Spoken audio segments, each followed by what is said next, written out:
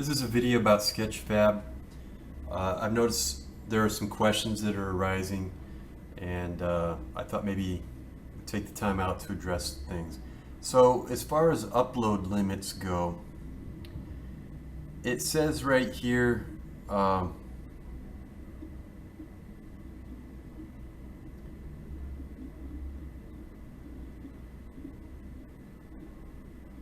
you can publish unlimited downloadable models as long as they are also public. So that means you can have a free account, you don't have to pay anything, and you can have your models viewable, say by the rest of the class or me, as long as you publish them and make them downloadable. So that means they have to be available for people to download them. That way you could publish as many of them as you want that way. So that was what I was hoping for, is that I don't want you to pay for an account. I just want you to make them available for download, so that, for example, I can download it. I could use it as a demo for you. But that's just one thing. So I'm going to go through the process of the whole thing and show you a few things you don't know. This is what I'm going to go through. This isn't even a done portrait. It's roughed out, but I'll still go through the process with this anyway. So what I do is I pick out my model, upload it, and it takes a little while to do this. So in the meantime, while this is happening, this is when you write your description of the piece. You go through, you select the categories. Now this is, if it's a piece that's important to, probably take the time to do this. So you select the categories, whatever they are, 2 of them, and then you put the tags. So you list all the categories that might be relevant to your piece. So usually it takes, the amount of time it takes to do all that is how long it takes to process.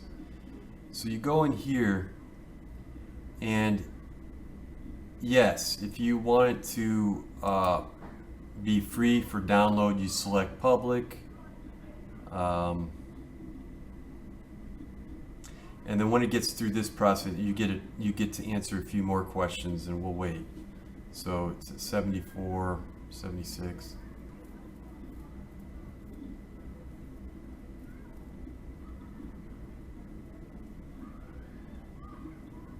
So this is real time. Sorry, I'm not editing these videos. There's so many videos to make, and the editing is just brutal. So. All right, so you go to free, you select free, and press save at this stage, because once you go to the next stage that I'm going to show you, all this information that you put in, the description, the categories, everything will be lost unless you save it first. So that's an important thing to do. We're not going to publish it. But if you wanted it to be viewed by me or anybody else, you do have to press the publish button. But at this stage, you don't need to do it. You do it after you process your piece, finish, and I'll show you what happens next.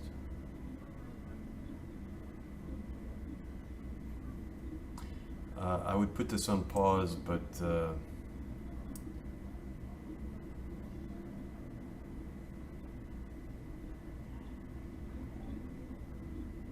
okay, so thank God it's ready. All right, so this stage is saved, all this information that I theoretically filled out. So now we're going to go to Edit 3D Settings. And this is the part that I think might be most interest to most of you. So this is the way everybody seems to be leaving their model. You can do things with it in this mode. I'm not going to probably do a demo of that right now. There's two options you could go. You could go where you can control the light from any view you want and dial it in any way, or you could choose a material file that goes over this and do a little few things. So usually I'll pick, rather than 45 degrees, I'll pick around 30, because that's, I think, the way we mostly see people is in that 30-degree field of view. And I'll pick matte cap. And so right there you can see it's chosen a material. So you go on, so that's what you have in this first thing. Then you go to, this light bulb goes to PBR. That's when you adjust where the light goes and everything. So we don't do that. We go to materials.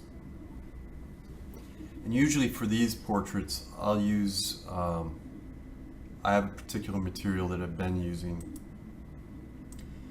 This material right here, but maybe I use a different one for this demo.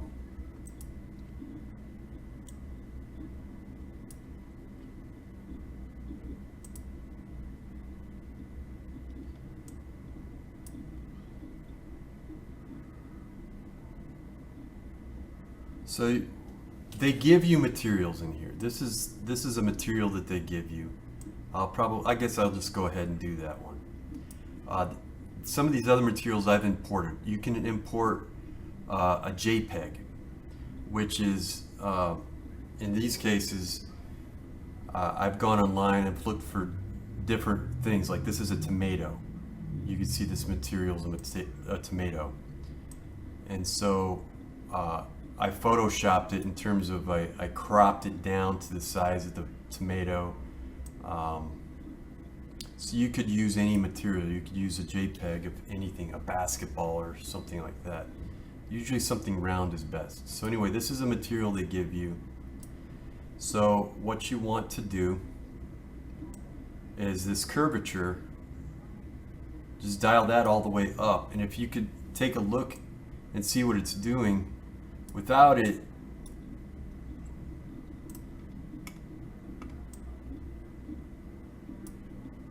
it's a little bit flattened.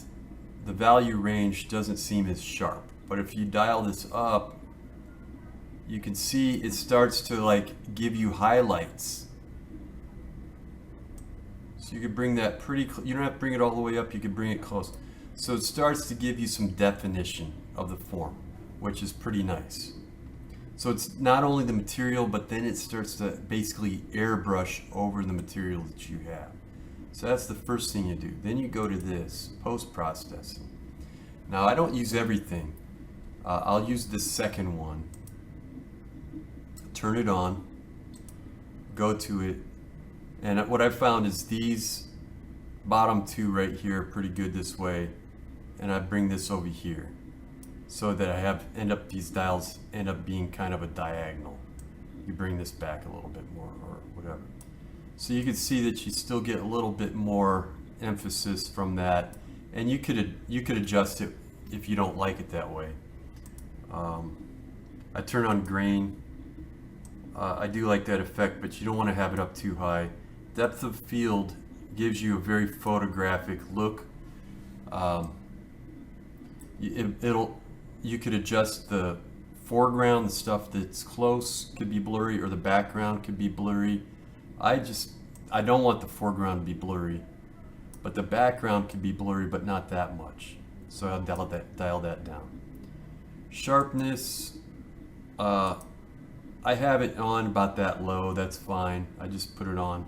And vignette is the way, see, you can see it gives this kind of shadowy area in the background, which I kind of like. So maybe, maybe this would be changed a little bit up here, but I'm not going to mess with that.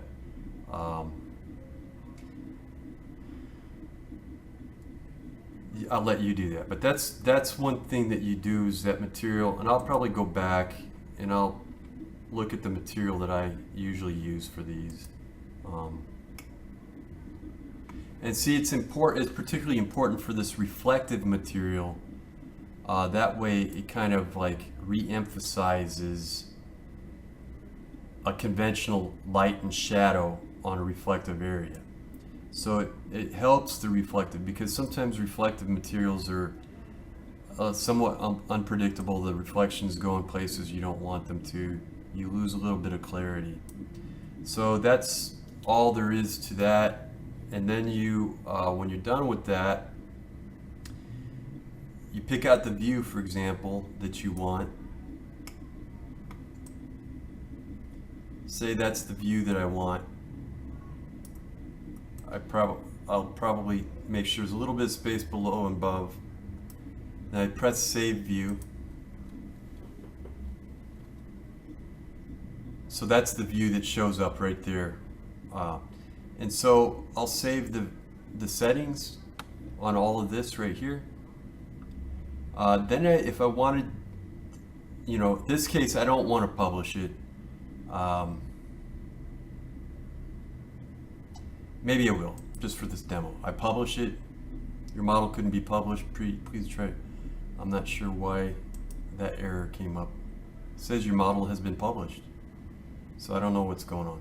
So let's find out.